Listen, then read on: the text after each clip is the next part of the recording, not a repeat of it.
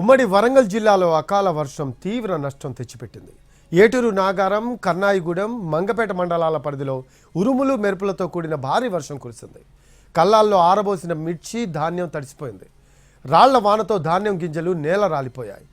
వాడగూడెంలోని గోదావరి ఇసుక తిన్నెలపై ఆరబోసిన వందల క్వింటాళ్ల మిర్చి బస్తాల్లో మార్కెట్కు తరలించేందుకు సిద్ధంగా ఉంచారు.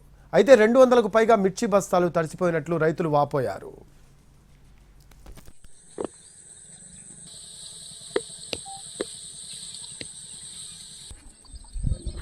అన్నా మీరు మాట్లాడతారా?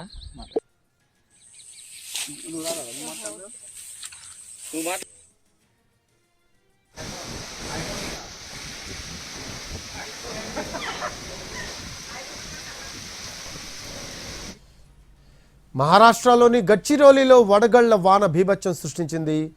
బారంగడ తాలూకాలో భారీ వాన పడింది. వర్షానికి కల్లాల్లో ఆరబెట్టిన మిర్చి తడిసిపోయింది.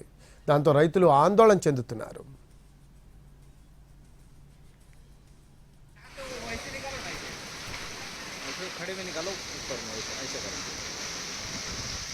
अपने को पत्थर दिखने को इसलिए इधर